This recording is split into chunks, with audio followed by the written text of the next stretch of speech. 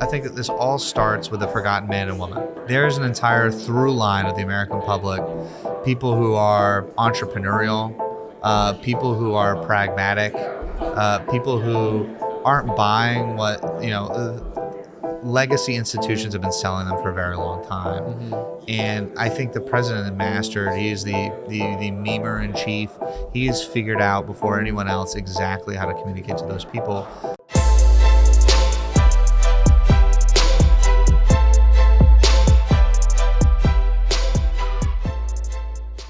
Thank you so much for tuning into the Signal Sitdown, but before we get to the interview, we'd love it if you'd hit that like and subscribe button on YouTube, Spotify, or wherever you may be joining us.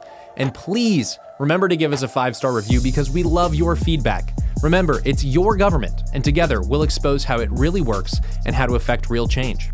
Without further ado, here's the interview. Kaelan Dorr, welcome to the Signal Sitdown. Absolutely. Thanks for having me, guys. What are you thinking so far? Okay, so I'm going to start this off by, I'm going to be the interviewer for the first question. Go for it. All right. What do you think of what we got going on here? And give me a grade, A to F, on how we've been doing so far. Well, I would say those lights up there was a genius move to make sure that we had good lighting down here. I would give this a solid A. I think this is fantastic. People rotating through, a lot of friends that I don't get to see very often, including Knowles over there and Jack, who's always doing things with human events. So it's fun to get everyone in the same room and talk to the administration officials because you guys are always busy. Let's say that. Mom, you heard it. I got an A on a test. Just once, we're good. Just once, so yeah, good. and that's why I didn't get A's on tests, which is why I'm in journalism. I graduated with no other skills other than talking and writing, and so that's how I ended up here. Those will be lost arts someday. They will be lost arts. We'll communicate more in memes going forward. Right. I think, no thanks to you and what you do, because you are a deputy assistant to the president, and as well as a deputy communications director here at the White House. You focus a lot on the digital portfolio, the type of things that's trying to run me out of business. So this won't be adversarial necessarily. Bring it. Talk to us about this strategy that I think has completely upended the media landscape over the course of the campaign and now with the administration. Well, you know what I love about it, and the beauty of the digital strategy and of the movement we've kind of curated over the last decade, right, is that anybody can do it, right? And I think it's truly valuable because it doesn't require a ad executive on Madison Avenue to come together and sit down and go do a retreat to talk about, what's our message progression on, this issue, and how do we do videos that tell a story over time? And like, those things are important, right? There's a place for those. But quite frankly, the way the news cycles move nowadays, what we really pride ourselves on is, we all believe in the message of the president. We've all been given a mandate I like to tell everybody this is the easiest job I've ever had because the American people gave us a honey-do list and we're just checking things off, dude. And so just finding ways to effectively communicate that very quickly, very unapologetic or irreverently, I think has been kind of the ethos of the team. And we've done great work so far. I think we've already lapped Joe Biden on YouTube subscribers gained. So in 4 years, I want to think he racked up about 175,000, and we're already double that in just a couple of months. So it's been a lot of fun, and I think that's also the most important thing. But this digital strategy is very simple, and I think that's what makes it very effective at the end of the day. Does that make sense? Yeah, I think it does. And I think President Trump himself was ahead of everyone on this when it was Twitter, and then of course to Truth Social, right? This direct, authentic, sometimes irreverent form of communication. He saw potential there when I think a lot of us didn't realize that a large portion of our jobs would be engaging on these platforms and in that manner. I mean, he really does seem like the pioneer, even though he's now has full teams around him doing this stuff on a regular minute-to-minute basis. Yeah. Talk to us about that kind of foresight that President Trump had on this. I mean, how does his style on social media influence your day-to-day work? Yeah, and I think what's beautiful, so I was here in the last administration, and every time I would talk to someone, they would grab me and go, can we get him to calm down with the tweets? Can we just get him to calm down the tweets? And now people can't get enough of it. So I always find that to be absolutely hysterical. Like, you missed the mean tweets. We all know you missed it. Which is just so funny. But what I love about I think that this all starts with the forgotten man and woman. There is an entire through line of the American public, people who are entrepreneurial, people who are pragmatic, people who aren't buying what, legacy institutions have been selling them for a very long time. Mm-hmm. And I think the president has mastered, he's the memer in chief. He's figured out before anyone else exactly how to communicate to those people, because it's more about like providing tangible things for folks, right? A meme is something you can not hold, but it's something you can send. You don't have to originate, but it speaks and it resonates with you. Mm-hmm. And I think a meme is worth 1,000 words. Right, as they say, yeah. right. And that's kind of the ethos that I think drives everything, right? Tax cuts, last administration.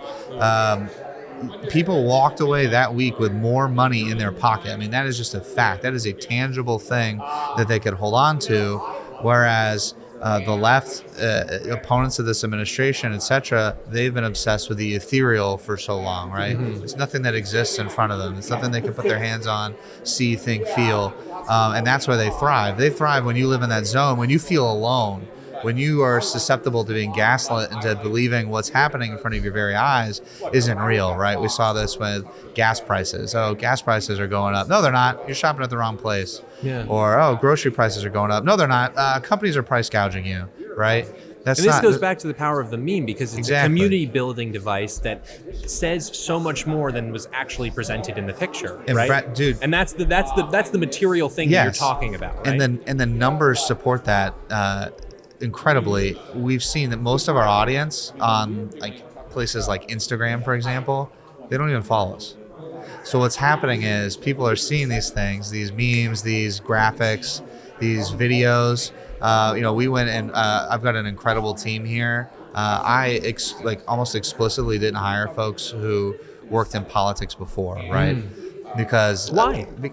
It's just important, I think, that we take things that are a little mundane, right? Like policy proposals, EO signings. The president does them in a very exciting way, but they're not traditionally like engaging, right? Mm-hmm. No one's going out there to read a 40-page document on healthcare or affordable housing or whatever, right? I wouldn't watch the executive order signings if I didn't know for sure that Trump was going to be saying funny stuff regularly. Right. And we would just try to translate that into that ethos into our content. Short clips, things that make you interested in the topic, and people are taking these things and they're sharing them with folks more than they are engaging with other content, which is very interesting. So I like to think we're arming people with the tools to go start conversations in their communities, kind of exactly like what you said. And with the mandate the president's been given, I feel very confident they're winning any arguments, or they're advancing the ball, because we used to have a marketplace of ideas in this country. I think the president agrees. We all agree here that we're in a better place when we're able to go back and forth on something and have a conversation, come out with a better idea. That's what made us great. And the power of humor in that, of course, is so important, because it's that visceral reaction that opens up the possibility for persuasion. I want to take a step back, though, and look at the president's coalition. In 2016, we talked ad nauseum about the white working class, mm-hmm. and how the president authentically tapped into their needs and their desires. And then all of a sudden, 2020 comes around, and President Trump even improves that coalition, broadens that coalition by bringing in not only white working class voters, but also Hispanic and black working class voters. Come to 2024 with this mandate, this landslide victory, not only do you have the white working class, black and Hispanic working class coming alongside, you have record numbers of young millennial and Gen Z voters coming to President Trump's side. Everyone says, well, you just get more conservative as you get older. That's not a guarantee whatsoever. Right. It is meeting these voters where they are with the type of content that they consume. I mean, what do you make of this shift with these younger generations to the right and to President Donald Trump? I'll tell you this quick anecdote. I was taking the metro yesterday. I'm sorry. And I know. I apologize to the Metro riders. Yeah, exactly. I apologize to the Metro riders who were with us on the car in the train car, because it was an 8th grade field trip and everyone had a MAGA hat on. And I started talking to all these young kids, and they were just loving President Donald Trump. And of course, you have these like depressed bureaucrats going to work, sitting on Right. a train car full of MAGA hat wearing eighth graders. Well, they're scared they're gonna get doged. Yeah. Man.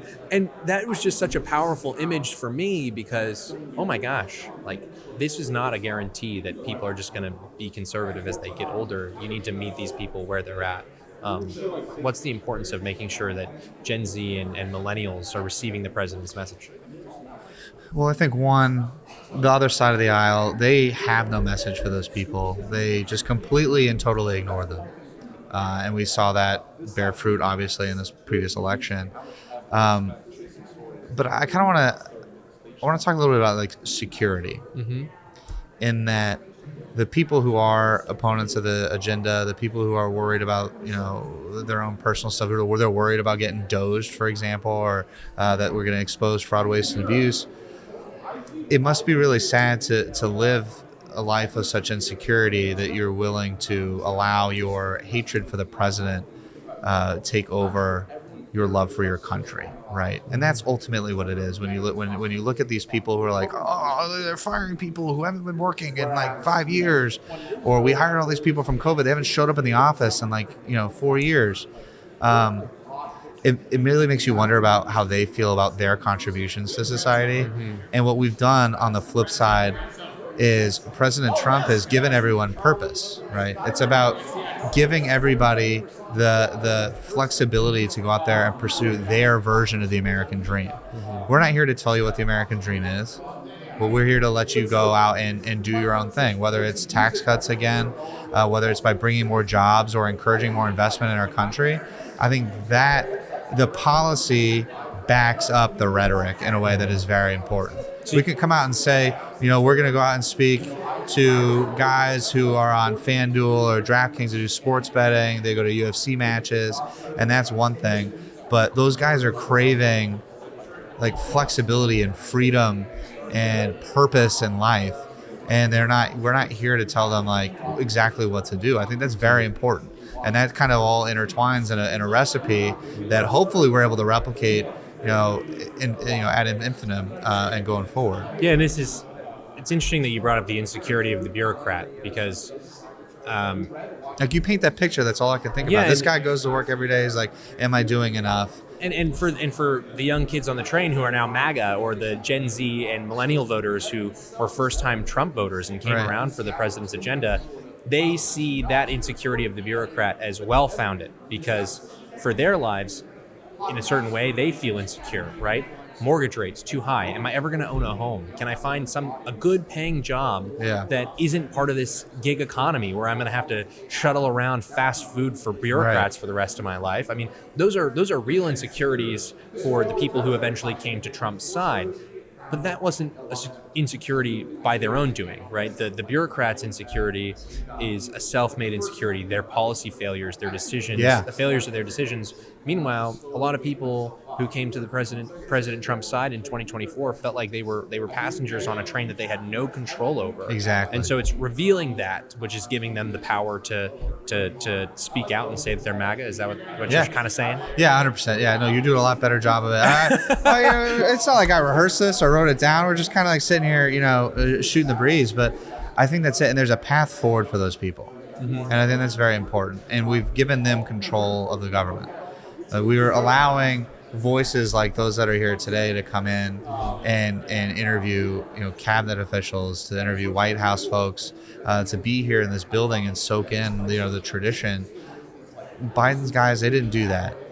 No one has really done it to the extent that we have, and that we're going to continue to do. That's my goal here is to find ways to engage with you all like this every day, and I'm hopeful we're going to be able to keep doing this for the next 4 years. Yeah, and I think the digital communications sits between two really important parts of the Trump coalition, which J.D. Vance recently addressed at a speech at the American Dynamism Conference, which is you're in between the tech and you're in between the populist base, right? And I think J.D. did a very good job of explaining that both the American innovator and the American worker have been treated terribly by globalization. I mean, a lot of people want to play up this tension, and you see it in the digital public square every day. Do you think that there's a tension there, or are you of the mind that these people joined the president's coalition for not disparate reasons, but for actually the same reasons? I think the president's coalition is something that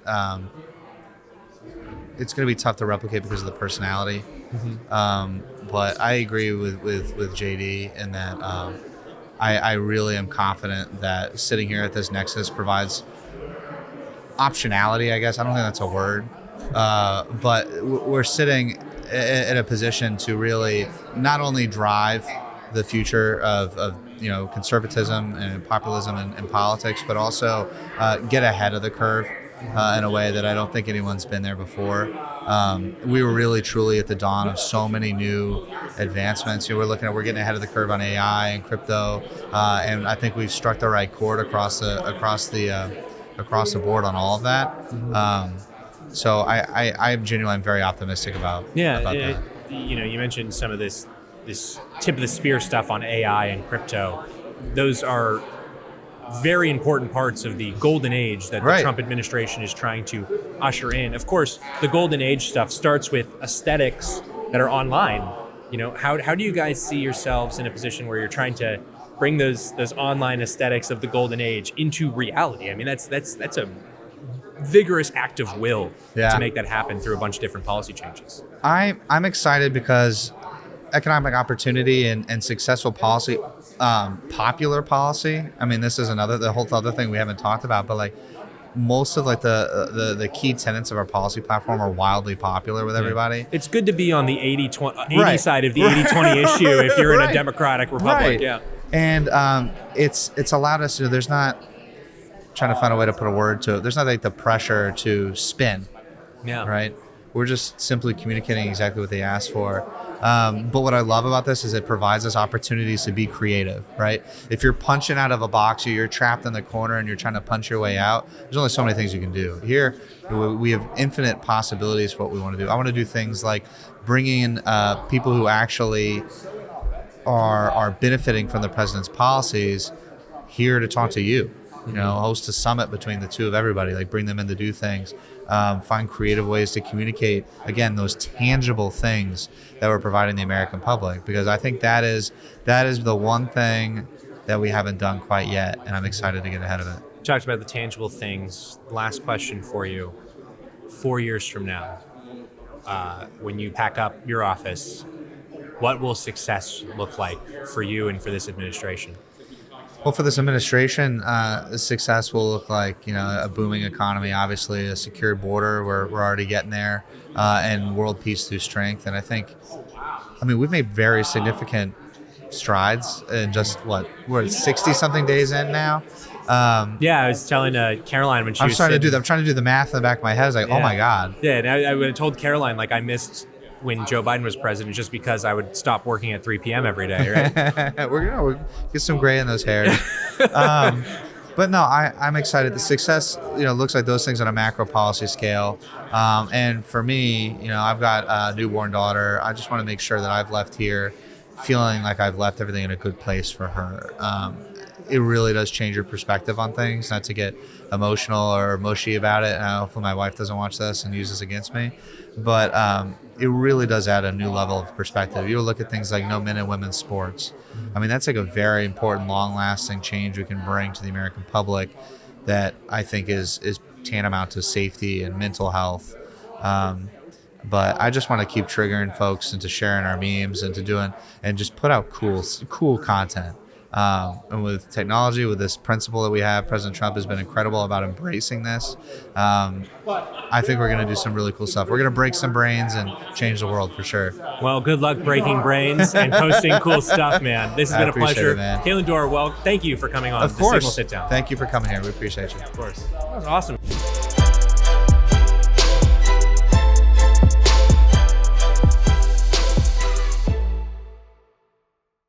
Thank you so much for tuning into the Signal Sitdown.